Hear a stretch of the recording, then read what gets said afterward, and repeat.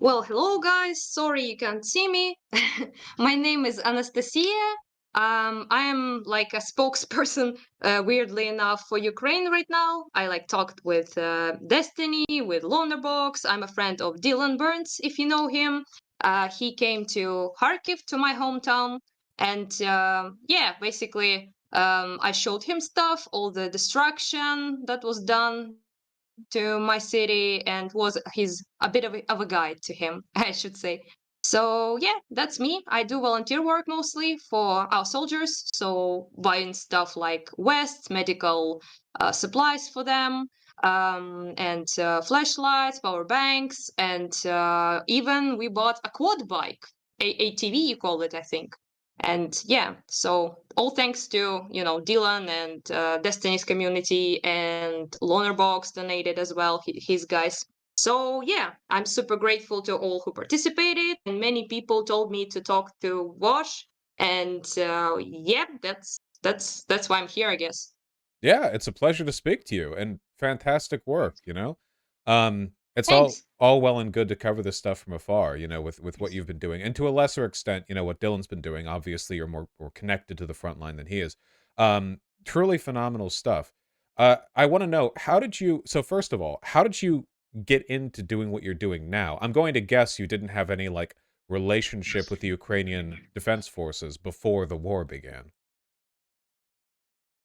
Well, I sort of did, because I Oh, know people who are fighting since 2014, and they're my friends. So, that's a connection, I guess. But yeah, I was not involved in the volunteer work to such extent that I am now. So I was a Maidan revolutionary back in 2014. Yeah, and after that, I was sort of involved because I hosted families who escaped from Donbass from Russians, and they lived in my apartment for like a year, basically, and stuff like that. Helping people out, but not as to such an extent as I'm involved now, of course. But yeah, I would say letting people live so at your most place of my for a friends are year from. is pretty impressive to begin with. That's a Uh huge huh. degree of commitment right off the bat. Yeah, well, they were a cool family that just was, escaping from being imprisoned and tortured by Russians in Donbass. So, the least they can do. And yeah, many people hosted families like that. So it's not that like that big of a deal, I guess. But yeah, so most of my friends are from Donbass. So it happens. So I was pretty involved with the 8 years of war that was already happening before February 24. And yeah, many people did not see that war as clearly as they do now, of course, because it was not all-out invasion, of course. But I did, because, like I said, I knew people, and I also from Kharkiv, which is pretty close to the both Russia and Donbass. It's in the east, and yeah, Okay. Wow. Russian speaking, by the way. Oh. Yeah, so there's Mhm. so oh wow, okay. There's so we just you've done so many things that I'm curious about. Okay. So Sort of. here I guess I'll open with the sensational. What what's the closest to the fighting that you've been? Like what tell me about, I guess, so we can sort of like establish like the scope of your I guess bravery, really. What's the Oh, like jeez. tell me Come about on, like an cut it off. experience you've had. Like give us a day in the life, right? Like I'm sitting here from a computer chair. Tell me about like the wacky antics that you get up to.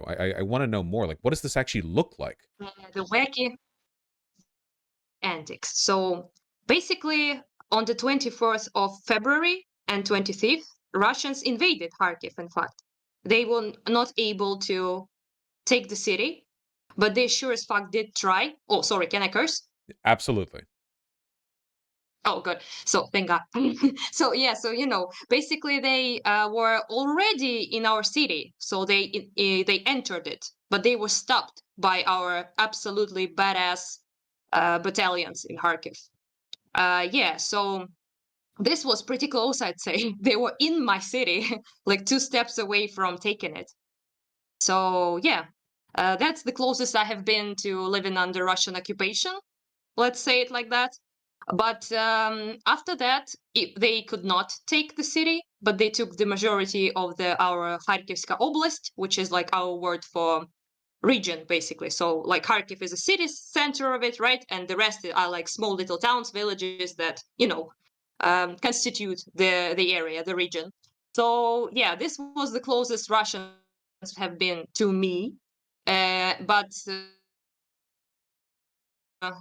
for the rest of it was bombings, shellings, some 8 up to 10 strikes per day, and artillery and missiles and stuff like that. Planes flying above my house 5-6 times per day, trying to destroy a TV station that is very close to my house. And no food, no pretty much water, or who don't have it, like elderly people, people who could not leave the house. Yeah, pretty nasty. Yeah, I would certainly And yeah, I would certainly say so. Sorry, sorry. I don't know when to interject because of the delay. So if ever I seem like I'm cutting you off, it's because I'm taking Yes, my yeah. best shot. Sorry. No, not at all. It's totally fine. And honestly, given the conditions that you're in, the fact that we're able to speak at all is a blessing. The Ukraine-Russian conflict is Oh, sorry. probably I would like to say that Hmm? yeah, the lights can go off any moment, guys. So if I disappear, I'm not nuked. Hopefully, it's most likely it's the lights will went off. So today there has been like 18 hours without electricity. So yeah, so just so you know, I'm not rude. It's not because I live in without saying goodbye, but the lights just might cut off. Sorry, you were saying? Not at all. Yeah, gotcha. 50-50 that it's because you've been nuked. Um, Yep, the true. Ukraine-Russian conflict is probably going to end up being the most televised conflict in human history, at least up till this point, because it has the scale of like a modern like ground war in a developed country where everyone's on TikTok, like flossing over the battlefield they just took over. So many eyes are on this, and it's the difference between like perceptions outside of Ukraine and inside of Ukraine are really, really stark. I see so much talking online about like conservatives or like tankies or Russian apologists who talk about how like Ukraine is faltering, it's wavering, they're gonna fall any day now. My impression is that Ukrainian morale is still quite high. Do you feel that way? Is the attitude relatively positive when it comes to the future of this conflict? Uh, yeah, I also forgot. Sorry, your previous question. I forgot to mention the fact that missiles and cluster bombs was dropped in my like 5 minutes away from my house, which is pretty close to war, I would say. And I did not blow up, but unfortunately, my father did. He was killed by a Russian Smerch, and it's artillery. So I know like most people know it by now, but just in case people like didn't know, maybe in your chat I'm very sorry to hear that. When did that that happen? and you yourself that yeah, my father's house was entire. Oh, thank you. It was July 10, I'm July very 11, sorry. from 10 to basically. So yeah, thank you. Yeah, so my mother, she was also in the house, but she didn't get killed because she was inside the house and he was on the balcony. So he was killed instantly. Most of the impact was on him, and yeah, and the house is completely destroyed as well. So there's that. And friends of mine also died and lost hands and legs, So yeah, so the war is pretty close, I would say. And yeah, a question about high morale. It is insanely high, especially among soldiers. Civilians can, mop about sometimes about, no electricity, no heat, internet, can't even call all relatives, like cell phone connection doesn't work. But this is a recent development. It's been going on, huge missile attacks on our power stations since 10th of October and this Tuesday. So soldiers are incredibly high morale. I talk with them all the time because I, deliver stuff. And Yeah, and volunteers as well. Everyone is hyped as fuck after we liberated Kherson, which probably you can imagine. It's like one of the biggest wins, so to speak, of Russian army, and we managed to take it much sooner than we expected. Also, my Kharkivska Oblast, my like region, was liberated pretty much in a couple of weeks, and yeah, so we are nowhere near giving up, and they will not make us give up. We will survive anything. No light, no electricity, no food. I don't give a fuck. They will still leave Ukraine. And yeah, I saw your talk with Michael Tracy, the most insufferable human on earth. So Awful. Yeah. yeah, Michael. Oh, sorry. So basically, this meme, yeah. So you screaming at him was pretty nice, I would say. I was pretty pleased. Not gonna lie. So yeah, so basically, what he was saying that nuking Ukraine and some shit like that would rather be nuked. I stated with full confidence that I'm speaking for the majority of people in this country, that we would rather be nuked than allow Russians to annihilate us Yeah. as people, There's which this. is their goal, which is what they want. Oh, So yeah, 100%. Yeah. It's incredibly clear, both in the language that Russia and Russian apologists use, that they want you to just be like sort of sacrificial pawns to the um expanse of global fascism. You know, they invent these stories about how, and this is what Michael Tracy does, because he's a hack and a coward. They can't say openly what they want. What they want is you dead. But they can't say this. So yeah, instead, they tell stories of like, oh, well, actually, you're tired. That people like me, we're the warhawks who are pushing you into conflict. But in reality, everything that I've seen from Ukraine, it seems quite the opposite, really, that you guys are very brazenly taking to your own self-defense.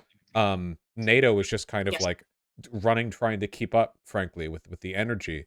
Um, you know, uh, like, well, That NATO countries are stalling, right? You have like Macron and stuff. It's sort of like tweedling their yeah. fingers. Well, meanwhile, like Ukraine is reclaiming territory every day. But there's this narrative that like, oh yeah, well, the Ukrainian people are exhausted. It's the Americans who are pushing them to fight, which is so ridiculous and so patronizing.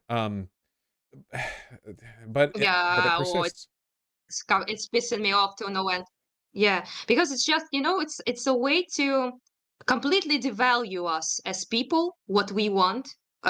We have values, we have beliefs, we have wants of our own, and we fight for them, not for any other country, and not for any other country interest. We fight to preserve our country, to preserve our rights to speak the language we want, to preserve our culture, to preserve our music, things that we love, our relatives and friends, our freedoms, our democracy.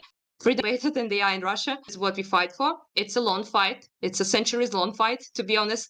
It's Russia has been oppressing force towards Ukrainians for centuries. It's nothing new.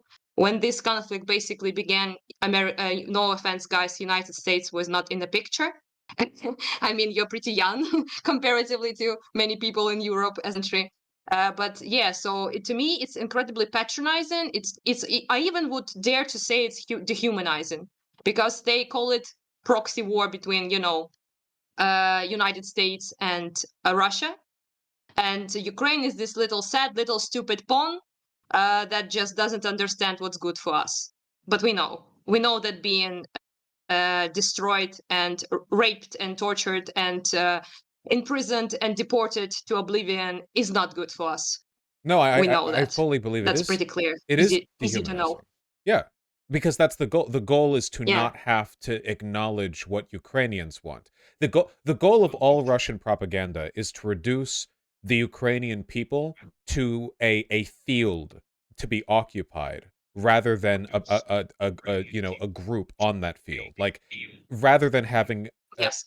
their own opinions or perspective on the issue, they're just a pawn or a sort of like a ball rolling down a pachinko machine, you know? Like, inevitably, Ukraine will fall somewhere, Yeah.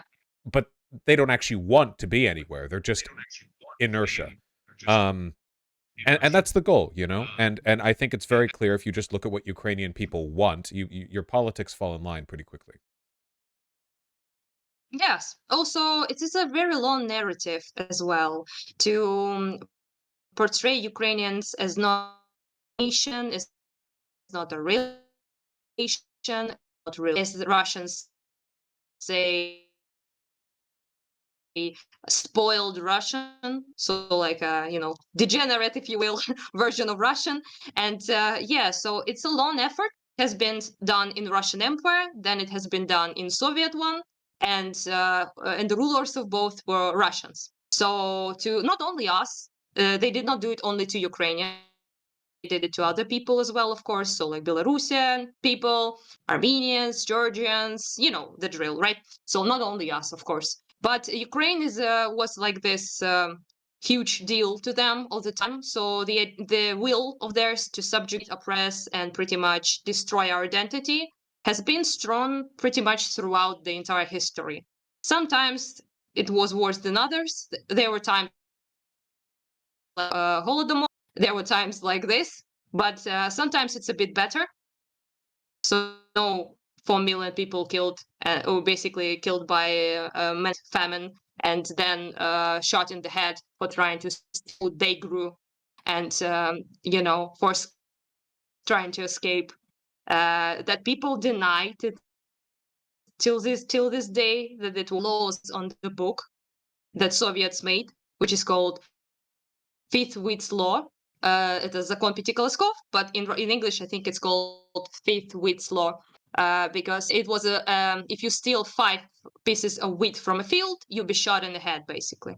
And this was done to the people that were starving to death. And we were the main field where Ukraine is very good at growing. The earth is very fertile, so it's very good for growing cultures, for growing food, wheat, sunflower, stuff like that. So we were like feeding the entire empire basically in terms of food growing. And yeah, so they literally took what we do, continued to sell it and to export it to Russia, for example, but 4 million to correlate with the resistance movements growing in Ukraine against Soviet regime. What do you know, right?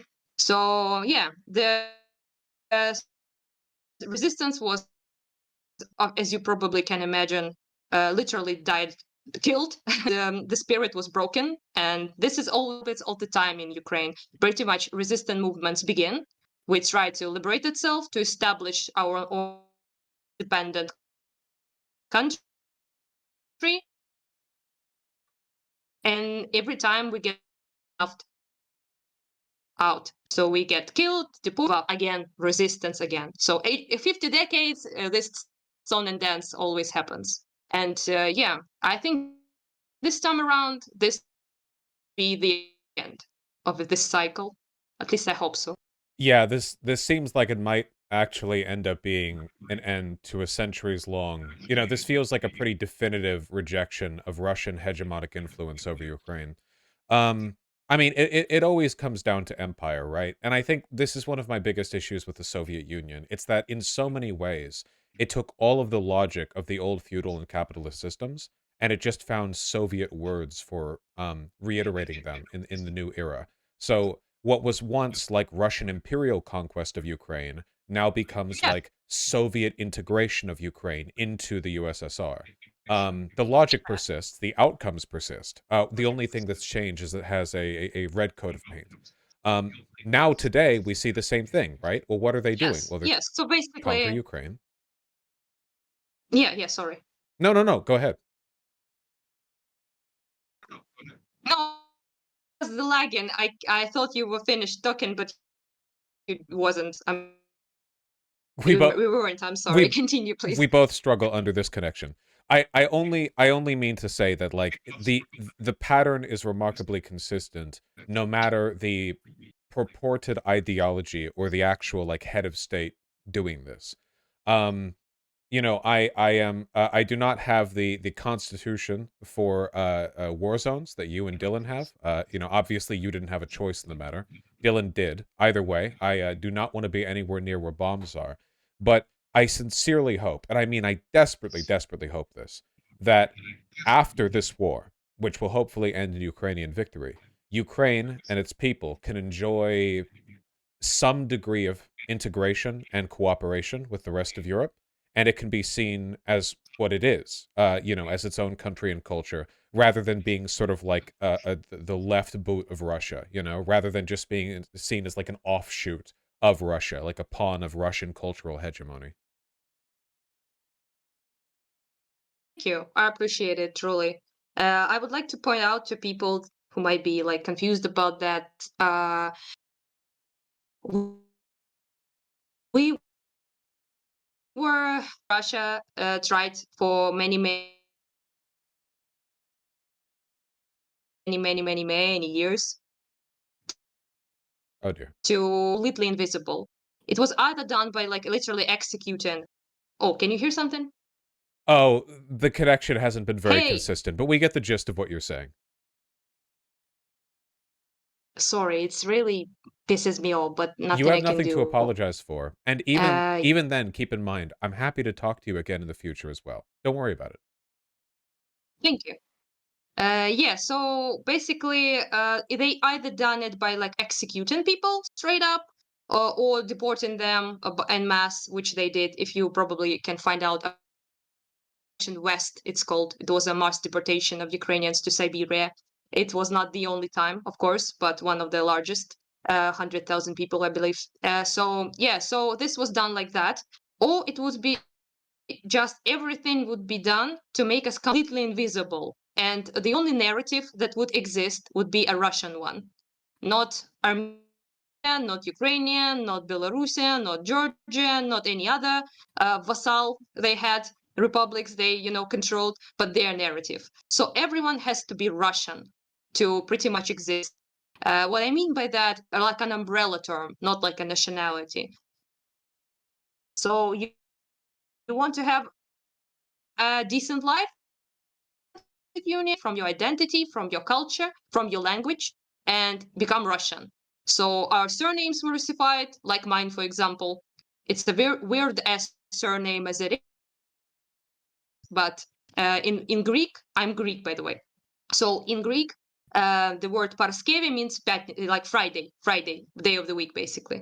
And you see Ova at the end of my surname. It was added because it made it sound Russian. This is an incredibly, I should say, it happens all the time. People get this Russification stuff, not only in terms of abandoning their languages or being forced to abandon them, like east of Ukraine, when people talk about leftists, especially, I'm sorry, talk about the fact that we speak Russian here. We're basically Russians in the east of Ukraine. No, we fucking not. We are Ukrainians that were Russified forcefully. So yeah, we speak Russian not because we chose to, but because we were forced to. In Russian Empire, it was straight up prohibition. So there were like laws like Emsky Ukaz or Valuyev Circular, which are laws that prohibited printing books in Ukrainian, education in Ukrainian, then even publishing novels and poems and stuff like that. So everything was prohibited. And the Russian person who created this law, Valuyev, which was his name was in the law, basically said that Ukrainian language did not exist, it doesn't exist, and it wouldn't exist. Very definitive of the guy. And yeah, so this is the exact same attitude today's Russia has towards Ukraine. So they did not, I should say, evolve from 19th century that much, but happens, I guess. So that's in the Soviet Union, you would not be straight up prohibited to speak Ukrainian. They learned their lesson. They did not want to prohibit with language which they understood. Lenin, for example, understood that this breeds more nationalism. This like breeds more resistance. What do you know? People want to speak their own language.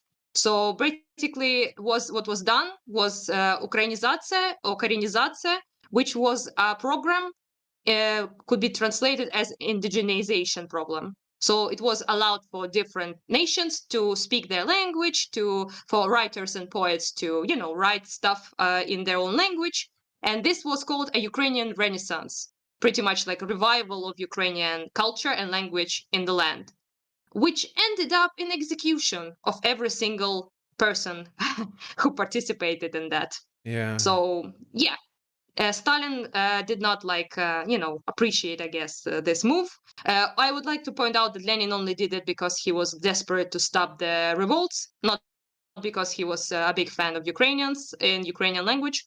But yeah, after that, it's called executed Renaissance. So yeah, and the person who was at the top of this program, who was a Ukrainian, by the way, killed himself, shot himself in the head, because that's how great this program went. But other than that, afterwards, there was no laws prohibiting speaking Ukrainian, but you want a decent job, speak Russian. You will get education only in Russian. Schools will not teach Ukrainian in Ukraine. And yeah, you want to be treated as a human being, speak Russian. If you speak Ukrainian, what are you? Rural, dumb, unintelligent?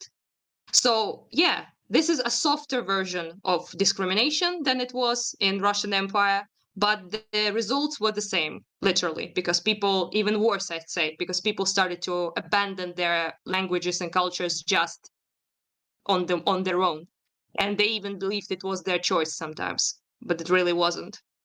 So yeah, I just want to make it clear, by the so way, really quick, yeah. you never have to apologize for shit talking the left to me. The left has failed Ukraine, completely abandoned it. The Ukraine will not be able to participate in the modern socialist international left for a century, because any leftists that come out of Ukraine are going to be met immediately with an army of Western leftists who explain how actually true socialism is when Russia gets to take over Ukraine and such and such. The behavior of the left with regards to this conflict has been one of the most spectacular failures of international socialist um, foreign analysis, possibly ever.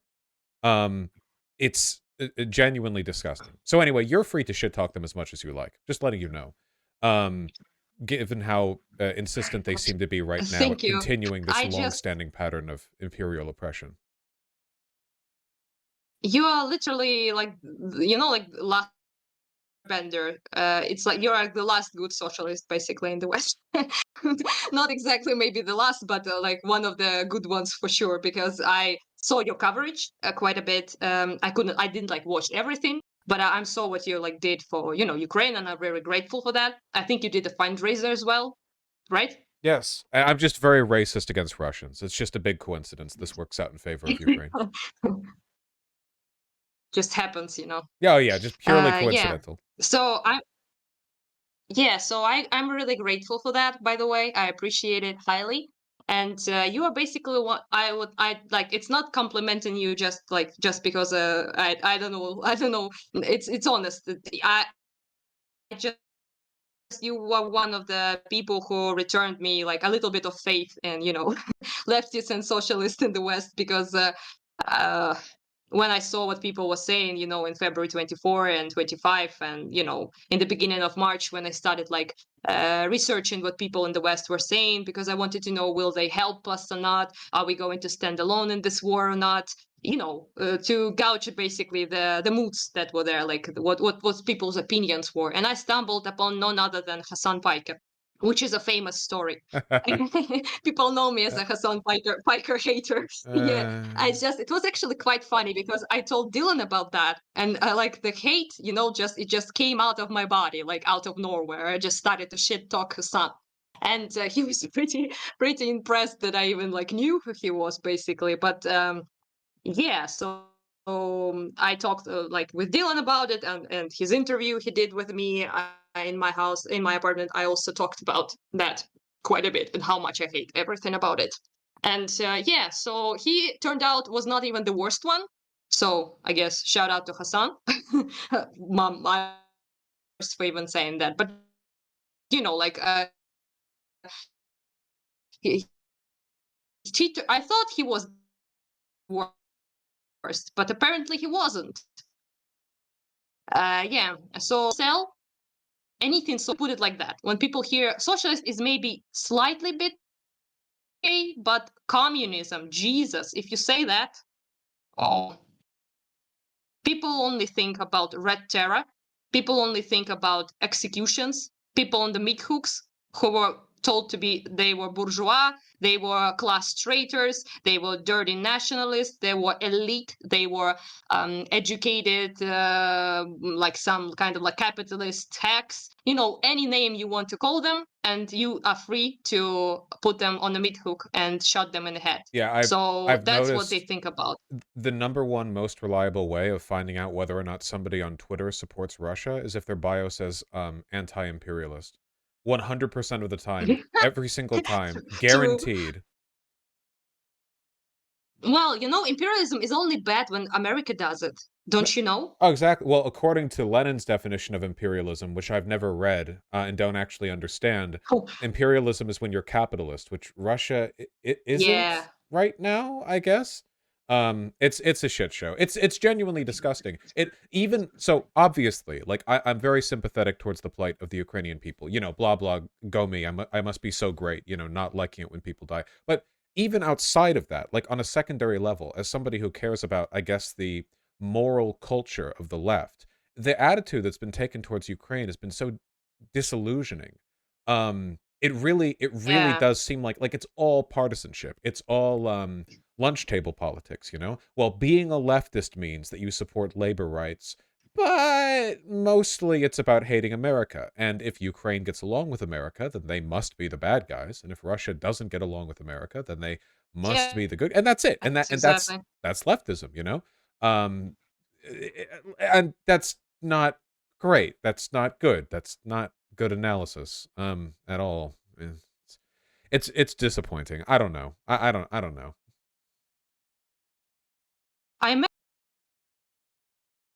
it's disappointing too because, you know, it's like supposed to be your crowd, right?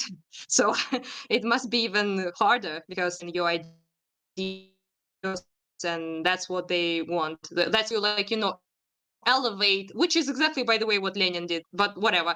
To they want to elevate lower classes. They want to fight for the proletariat, for the will of the people. But what they actually want is to take absolute power in their hands using the revolutionary source. And then they want to establish a vanguard party that has absolute power. And then you like capitalists, you say they are the class of traitors and they are the enemy of the people, and feel free to butcher them all. That's what happened. And this is what those people who are right now, you call them tankists, I know now. So basically, I just call them communists. I'm sorry, but yeah, I know it's That like is it's what they hard call for people. themselves. Maybe yes, it's also yeah. So that's what they want. That's what they actually are. So the communist is just a mask, nothing else. So yeah, and I pretty much it's hard to you know, like talk to people like the communists and shit. It's to me this word is fucking cursed. I'm not gonna lie. And you have to understand that to most people in Eastern Europe who suffered the most one of the most atrocious regimes in human history, and much more long lasting than the Nazi one in Germany, I must say. So we've been through some shit, let's put it like that. So yeah, so people hate it with everything, with fiber of their beings. So when you say it's not real communism, it's actually like it's not my communist utopia. I would done things better, and I understand what people mean because objectively, when you like read Marx, for example, right, which I did,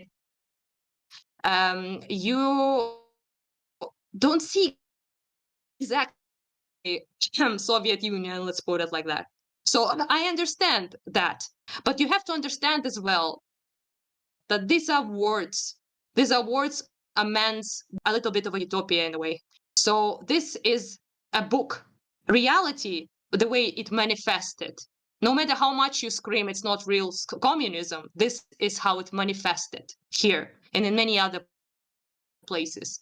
Yeah, well, It it's turns out somewhat with good intentions with some people, but it turns out to bloodbath. So yeah, so beware when you speak to like maybe to Eastern European people, and you just know that you sound complete lunatic with your communist like everything and your fucking Soviet Union flag behind you. yeah, well, It's, that's and I'm not talking about you, obviously. I'm no, no, talking no. about like other people. I fully understand. And this is why, and I've said this before, and I fully agree with you on this. It's a matter of separating the principles of socialism away from the aesthetics of socialism. Because the Soviet Union flag might be like super cool and lay epic over in America or whatever, but to Ukrainians, it represents, to a lot of them, a literal genocide. Um, there are so many, like, at the end of the day, if one believes that socialism or communism are about certain ideas, which are working class oriented, then you should work to bring those ideas to the working class, right? Like the dissemination of class consciousness, getting people on board with these ideas. That's the whole point. If you can't do that, then there's no point to any of this, right? Um, and it's a spectacular failure of the broader left in making the term communism such a like black stain optically, if nothing else, on so many people's like political horizons. We see this with how they talk about Venezuela or China, or the Soviet Union. These words get bastardized to the point where communism is to a ton of people fully synonymous just with like authoritarianism, at the Yes. very least, and ineptitude as well. Ineptitude, authoritarianism, cruelty, and whether or not the ideas are actually on display there is kind of irrelevant when it comes to actually reaching out to these people.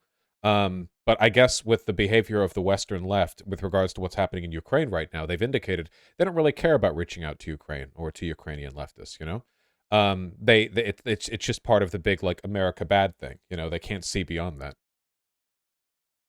Yes, and I know you guys are like socialist and stuff, so I may be like about to piss off some people, but just just understand this, that you are fighting sometimes, you guys, I mean, you fight with like literal reality. I know for you it's a philosophy, it's like ideas, but for us it was real life, and it still persists till this day, the damages of it. So so it is hard to even like basically I cannot put it like in any more simple way, but when I saw like a person like Hassan, like literal like millionaire nepotist fuckboy living in LA, wearing a hat with a red star on it and a Soviet flag behind him. To me, it's the same as wearing an SS uniform, and you have to understand that if you want to like maybe engage with people outside of like United States. If you want to stay in your bubble, then that's fine, I guess. But to anyone from not even Eastern Europe, but to many people like in Europe who know much better, the Balkans, like Baltic countries, um, Southern Europe as well, will look like a fucking joke, and it's offensive to no like end to us, and for good reason too. So Well, the yeah, funny thing so is that socialists will agree with this I know take. that many So, people socialists. flex those. Uh, which one of Yeah, us goes yeah, go next? on, go on. What's funny is Go, please. socialists will agree with this take if we're talking about American iconography in countries that America has colonized.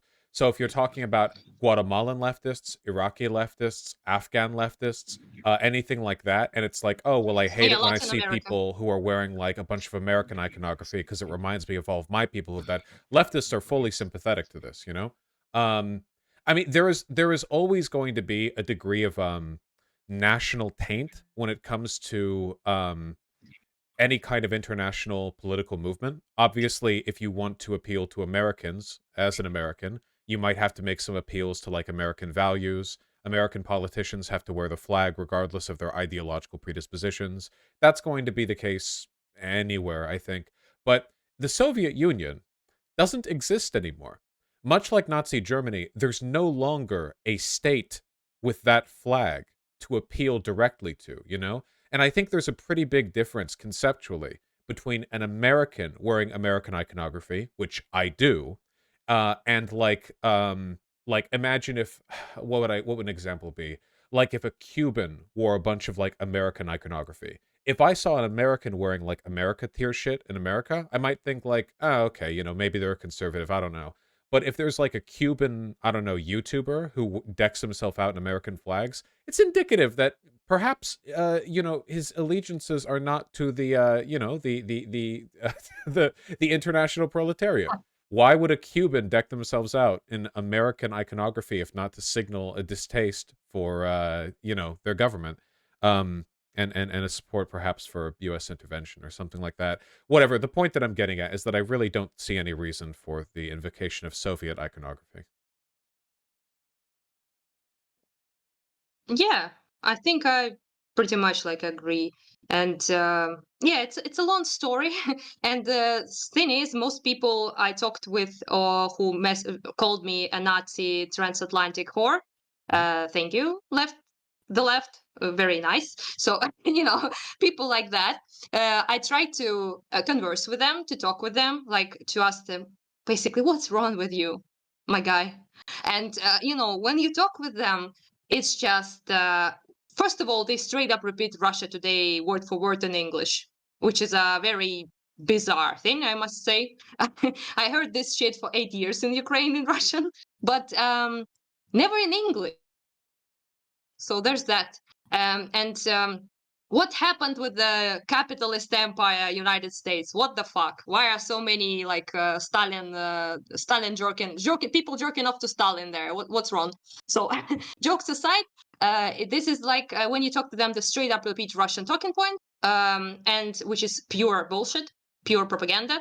And they even, if they even want to engage somewhat, they don't know pretty much anything about what Soviet Union did to Ukraine, to many other people in it. Like not repressions, not the all the genocide, and either they just don't know or they deny it straight up.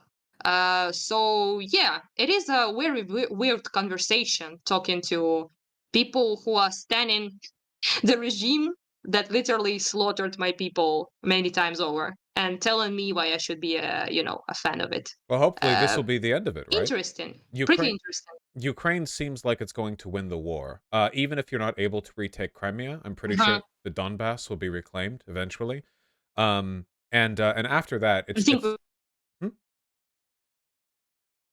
I think we will, but yeah, Hopefully. take Crimea. I mean, Right, hopefully. You know, hopefully. my main concern there is optics, I suppose. You know, the last thing that I would ever want to see is Ukrainian soldiers having to like fight against protesting Ukrainian or ethnic Russians who were nationally Ukrainian before the annexation of Crimea, and it just looks bad for the army. But regardless, whatever the Ukrainian military is able to reclaim, after that, it's only a matter of time before you guys are accepted into NATO, and that will pretty much be the end of direct Russian interference.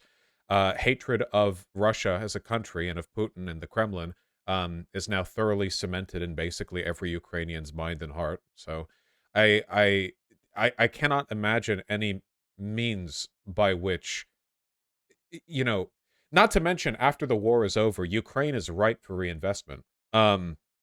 Like the EU is Yeah, going to be scrambling to get in on Ukrainian territory now that the civil war will finally be over, you know, since 2014 and or the proxy war, whatever. Russian interference, you know. And there's going to be a boom almost certainly right after the war is done. And yeah, I mean hopefully that'll be the end of it, right? Like hopefully like that the long like centuries long rape of Ukraine will be done. I mean, I don't know what could be done beyond that point, apart from Russia just hitting the big red button and ending the world. But you know, I mean, I guess they could do that anyway if they wanted. It's you know, that's kind of like the last resort there. that's the hope, to rebuild afterwards, of course. But we need to win still, of course. And it is hard. It is very hard.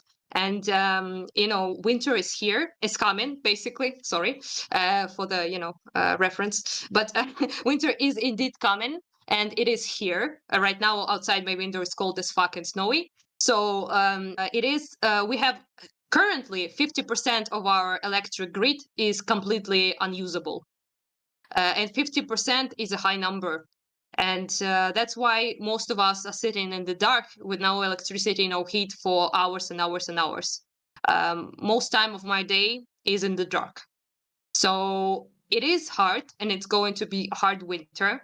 But all we can do is withstand it and continue the support of our soldiers and our people who are fighting now. And that's what I intend to do, even if I'm freezing my ass off.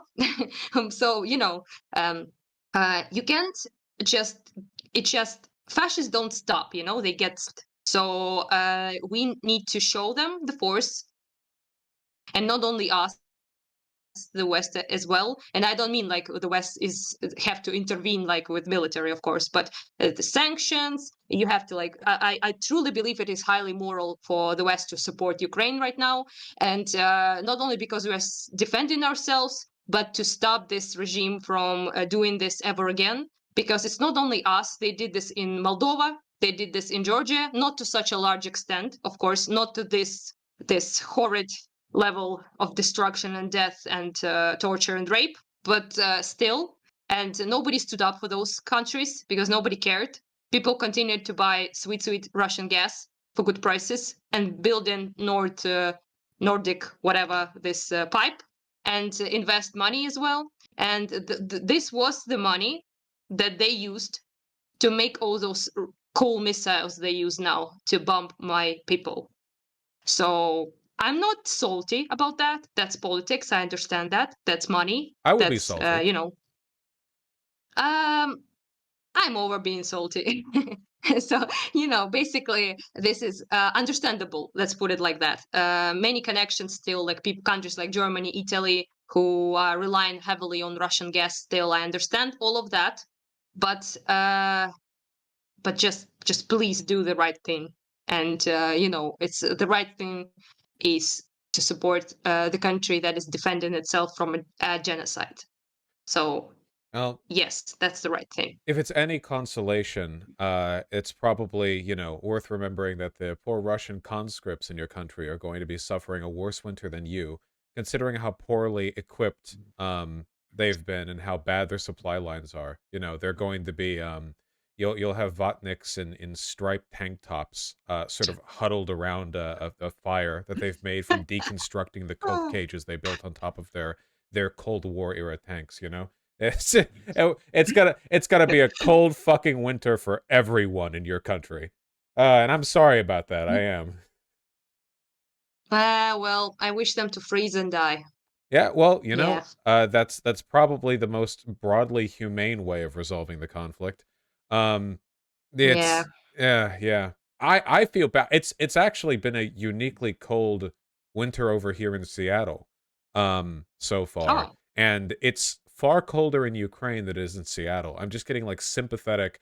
I took out the trash the other day, and it just like that bite. And when you were talking about like the winter coming up and not being able to like get heat into homes, a lot of the homes that people live in are literally like poorly or they have draft because of actual like holes in them from bombs falling or missiles.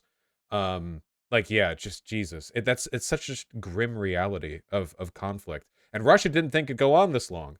Um I don't think they were ready to have this last out to the next winter, which is why they started the invasion at the end of the last one. Ugh.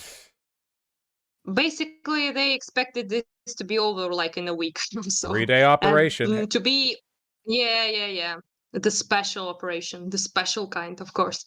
So yeah, and not only them, to be honest. Most of the Western media, when I was watching it in February 23, 22, was saying like, Ukraine is going to get flattened in days. Not, not, nope, no. So yeah, I'm thankful to the Western support, of course, and every Ukrainian basically is, because Dylan could confirm this shit when he was here, and I would like take him places, and people will like elderly people as well, who grew up in Soviet Union, who were like taught their entire life that United States is this biggest evil on planet Earth, and they bow to him and shit. So like put a hand on their heart and just bow a little bit, which is like the best way to show you really like care for the person here in Ukraine. So yeah, because just simply because they're that grateful for the help, because we were like fully prepared to stand alone, honestly. I tell you like a little bit of a story. When this whole thing 24th, I was woken up by explosions, and me and my sister, we like were sitting 5 in the morning, and we were sitting together, and we were just listening to those boom boom sounds, and I remember sitting like 15 minutes straight in the complete silence, just listening to that. And then I remember to her, I said, it started. They attacked us. So yeah, so this was the day, and terrified as shit for them occupying Kharkiv, thinking of, because it's so close to the Mordor border. Well, so basically, we were thinking about how we will, struggle against them in the occupied city, like people in Kherson did, for example. And yeah, it was very, very terrifying time. And I remember calling my best friend and asking him, like, what are we going to do? What are we going to do? And he was like, what the fuck else can we do? I'm going to enlist like right this second, bitch. He didn't, but basically that's what he said. And I was like, I do. And yes, and he's from the, and they won't this time. I'm not escaping anywhere.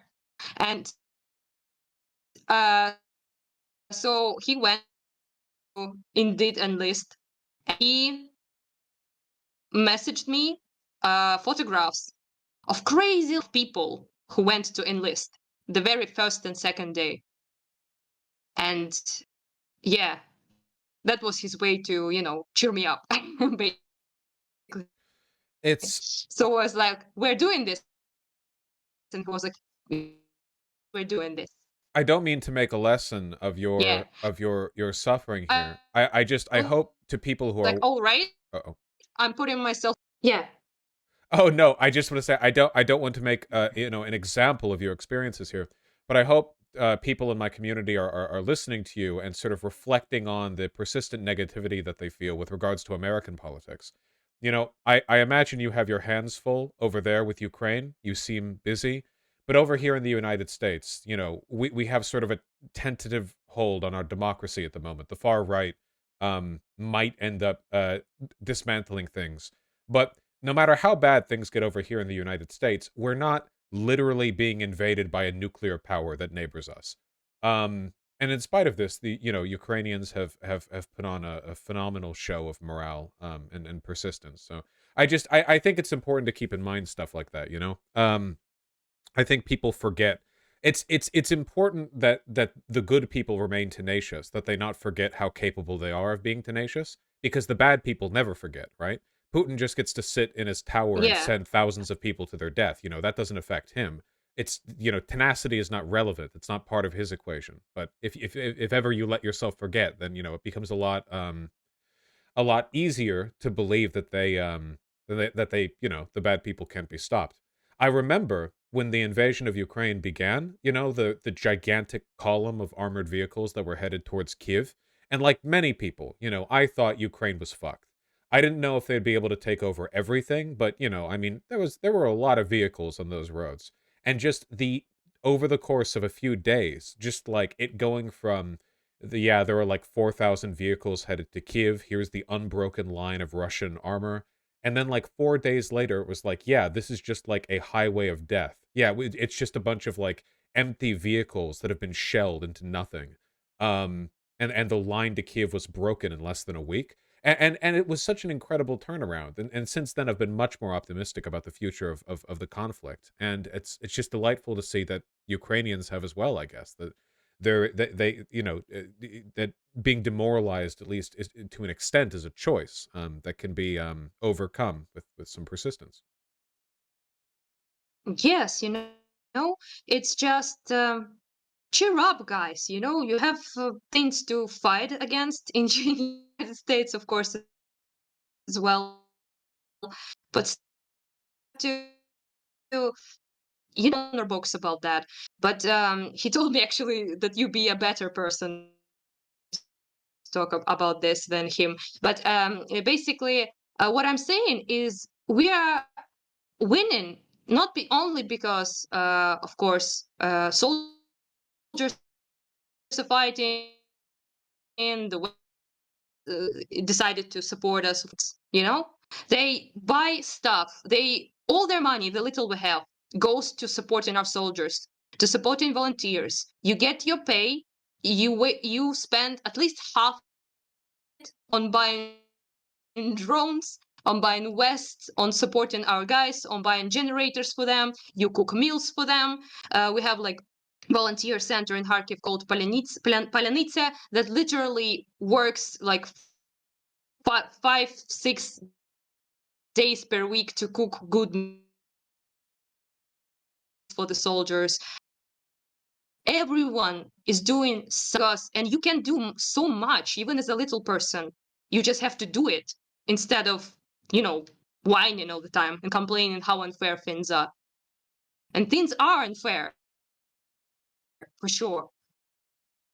But they will not make themselves fair if you not make them fair. It's for you. No, I fully agree. The world is not be a better place without you. It works. Also, I wanted to say that this is again talked with Box about that, but this is pretty strange to me how divided people are in the West. I mean, in the United States especially. So you have people in the left on the leftists, but like what I mean, like people who are right, basically, and you have a lot in common, right? So much in common to fight against threat, against something that is way, way, way worse than every each one of you, despite your disagreements. But you just tear up each other nonstop. On Maidan, when I was a revolutionary in 2014, we had huge disagreements. I was standing near people on the square, fighting against like the squads and the police and I was standing near people who disagreed with me like 80%, 90%. Some people wanted to be part of United States. Fuck me, not someone is going to clip that shit. Not United European Union. And someone wanted to be kind of isolationist, kind of like Ukraine for Ukrainians, shit like that. Somebody was like a pretty big, like a far right person. Someone was like, we want still to trade with Russia. Still, we want to like oust Yanukovych, but we want to be our president at the time, who was a Russian puppet through and through. But we want to still like have relationship with them. Some were like, fuck Russia, man. They're like our enemy for centuries. They only really Yanukovych is here is because of them, because of their influence in our country and their dirty hands in literally everything we do. Some were like, yeah, Europe sucks. We don't want to be there. So, major disagreements. And people still stood and defended each other. I was like literally protected by, people who are like very far right and very far left and very center leaning. And, we defended each other. We stood with each other because we had a bigger thing to worry about, which was our country was about to become a fucking Belarus. And, we stood against that. That was important. Preserving democracy, preserving our freedom, preserving our rights. to protest, to, to, that's what everyone cared about. So we united. And it just boggles my mind that people have like 5% disagreement and they treat each other like the worst of the enemies. What's your thoughts? Oh, I mean, we're dealing with kind of like a reconciliation with fascism here in the United States, which is difficult. I mean, the problem is that, like, in America at least, and this is the case in a variety of countries, I think, but the how do I put this? We're a good portion of the population does not believe in democracy anymore. They fully believe that they Uh-huh. live in a civilization that was brought to greatness through a given racial, ethnic, or at the very least, like cultural composition that is now being fully deconstructed by liberal degeneracy. And the only way to restore our country to glory is through a revocation of democracy. And it's very difficult to reconcile with that position because it's fundamentally impossible to compromise with people who have those given set of values. Compromise itself is like anathema to them. It's antithetical to what they believe in. You know, they're not even operating on the same playing field. So, I mean, it is the far right that have been most opposed towards sending support to Ukraine over the past year. They do have, a good relationship with Putin because Putin was able to successfully, sort of null any chance at democracy within the Russian Federation. Um, we're going to have to reconcile with this soon enough. Unfortunately, a decade ago, America and Ukraine, if you said to me a decade ago, soon America will be fascist and Ukraine will be like a beacon of Western democracy, I probably wouldn't have believed you. But I think at this point I kind of do. I think that Ukrainian democracy will outlive America's, at least for a time. In the wake of winning against Russia, there will be a revitalized support for liberal democracy in Ukraine, which is a good thing. You'll be seen as a hero to the people of Europe because you were the wall. I mean, you were the line against Russian imperial aggression, which is a good thing. And meanwhile, America and some European countries might, for a time, fall to fascism and maybe not even be public allies with Ukraine anymore. I mean, depending on how things go. But yours is an anti-fascist victory. So at least for now, I'm very glad to see that Ukraine is doing well given the circumstances. If for no other reason than because I think it should be a show of of solidarity or like an example of success to anti-fascists around the world. Mm, yeah, I think. Thank you. It's Sounds good. like, yeah, sounds like a little bit of a praise, I think. No, no, no. But It certainly uh, is. The greatest anti-fascist victory of the 21st century thus far, and it may well continue to be for a while to come. well, we need to win first, but yeah, I I hope agree so. that it is in. Yeah, I hope so too. Yes, and um, I do doing what I can. Let's put it like that. So yeah, it's pretty strange. Overall, this whole like Western sphere I'm getting introduced to, and talking with people like quite a lot now. And overall, I'm pretty like impressed with how nice everyone has been towards me. Apart from very far left, people who are Right. calling me a Nazi whore and It's just laughing at my father's demise. Very nice. yeah, But apart from we that, we don't yeah, condone that behavior, and I'm happy that you've been received well. Otherwise, yes, yes. Many people from your community actually like message me. They VGGers they called, I think, and they pretty much like very much asked me to talk with you. And I said, guys, I like wrote him emails, but he has not responded like yet.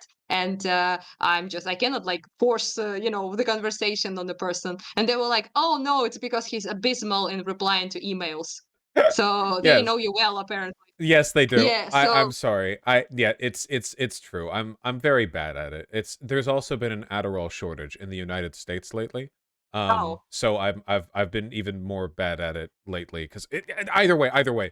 Um, I I want to talk to you again. I would like to talk to you on better terms because we have had trouble hearing you at some times during this conversation.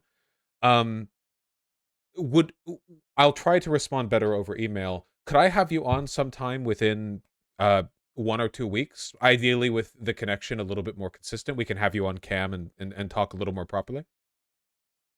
Yeah, I would like to. I actually wanted to talk with you with about some stuff that you said that I actually disagreed with, and I promised some Ukrainian people who watch you that I will talk about it. It was concerning your comments about Azov Battalion, infamous right now and Oh, also famous. I'd be Uh, delighted to talk about it. Then that we should definitely I do when the connection's shored up a little bit, because if we're to disagree on something, we should be able to hear every word the other says and interject with a more yeah. reasonable delay. I, It's actually not that big of a disagreement, I would say.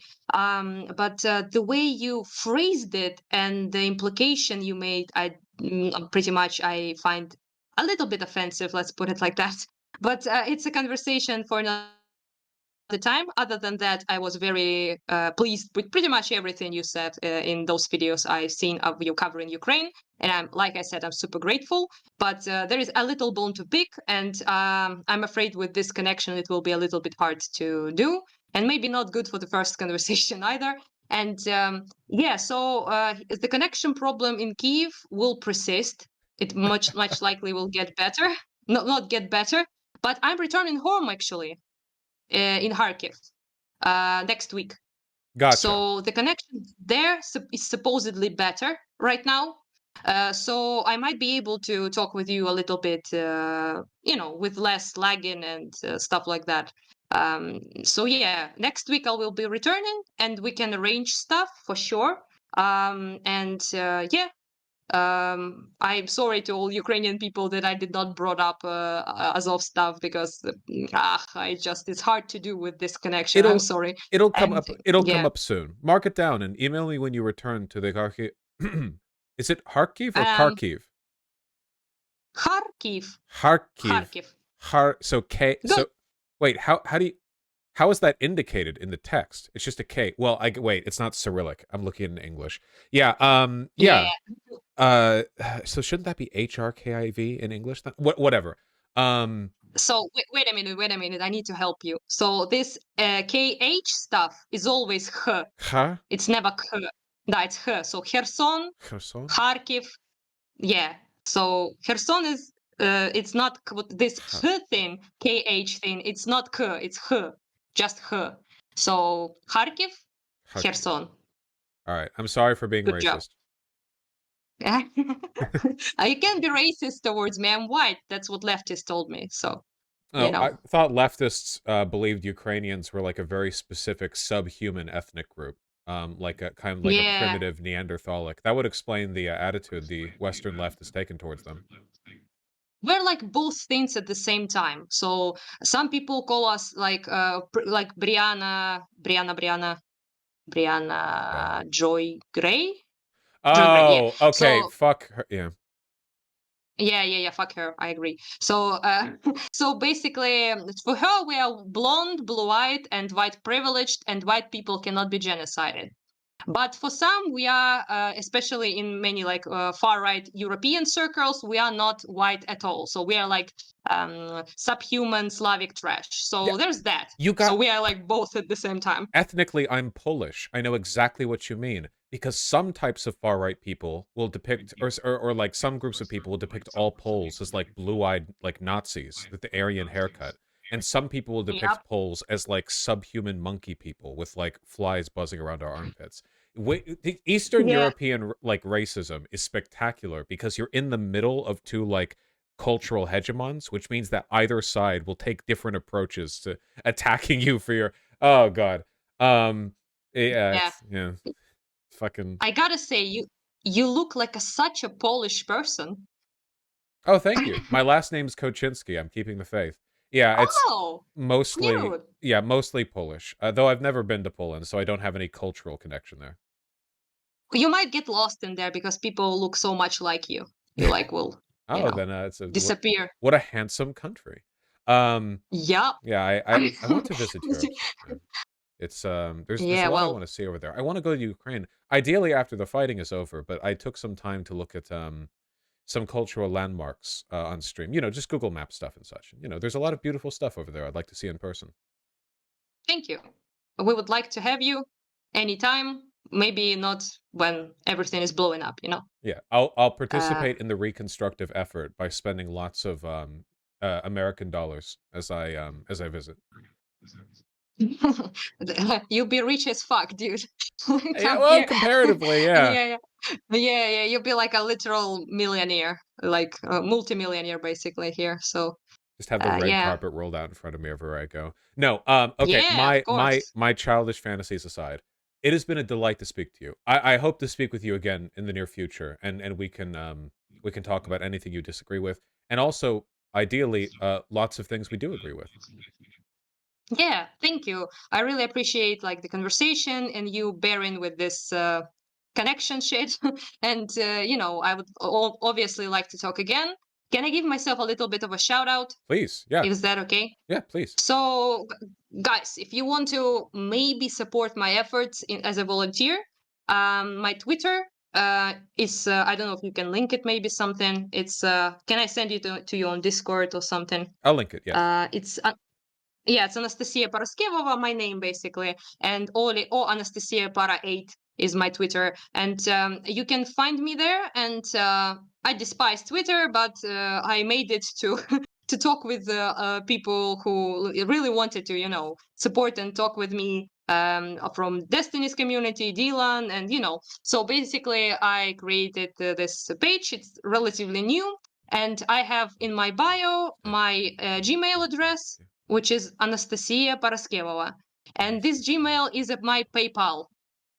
My PayPal that you can use to, you know, help me out with my volunteer work. And I post everything I buy for the guys on Twitter, so you can like actively see your help if you will give it. But if you cannot afford it, of course, don't do it. But if you can, I would appreciate the help. And if you cannot afford it, then just, you know, talk about us, I guess. We need to be loud, and the word does help. Yes. So, Understand that yeah. $5 to me means what do I spend my money on? $5 to me means that I buy drugs. I don't even use drugs. What do I spend money on? Okay, I don't You actually. buy drugs on $5 to me $5? sits in a bank account. Okay, $5 to Anastasia. Hopefully, No. Anastasia. Anastasia Good. is thank you. Is like Must be flashlights to cold people. good job. Okay, thank Good you. job. It might be my it must be the Polish in you Yeah, because Americans are incapable of pronouncing that shit correctly. it's my biological familiarity with multisyllabic names. It is a lovely name, by the way, Uh, genuinely. oh, thank you. Oh, fuck, I have something in my throat. What the hell? Either way, it has been a delight speaking to you. I look forward to being able to do it again. Everyone, please check out our socials. Yeah, thank you everyone for listening, and bye. And yeah, talk to you all soon, I hope, Oh, at some point. unquestionably. Try not to die. I'm talking about myself. Yeah, more I so will to try. you. I'll Yeah, I'll try not to, I yeah. don't know, get hit by a car. You stay out of the way of the bombs. I will try. It's not an easy way. It's not easy to stay out of the way of the missiles, but I will try. I promise. And stay So yeah, warm. that's hard as well. Not Yeah. gonna lie. But yeah, well, freezing is better than Russians, you know. So True. yeah, I'll talk to uh, you soon. yeah. Bye. Thank you again. Of course. That was pleasant. Poor connections trigger the fuck out of me, but I am glad that we ended on a good connection note. Um,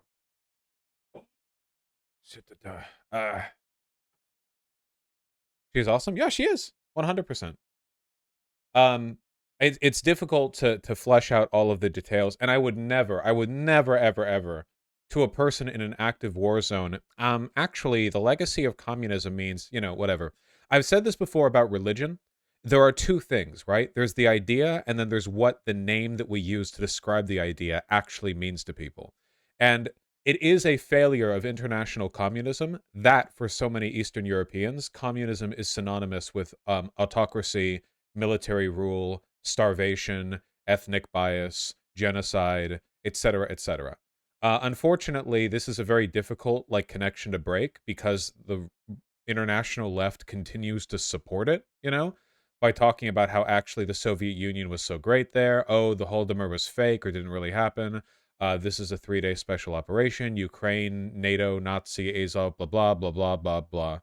Um, I've said it before. There are two groups that call China communist, okay? The US State Department and so-called communists. Those are the only two groups that will. It's it's unfortunate, I don't You can also note when you go online, and again, I'm really speaking in generalities here, but if you take a look at people's Twitter bios, people who call themselves socialists tend to be pretty cool. People who call themselves communists just tend to be Russia sims. So, at least purely semantically, the term really has been tainted, unfortunately. Of course, to Marx, who did not differentiate between socialism and communism, really, I don't think it's important to really like claim these terms. Frankly, I don't really care what people call themselves. I'm not really like label oriented.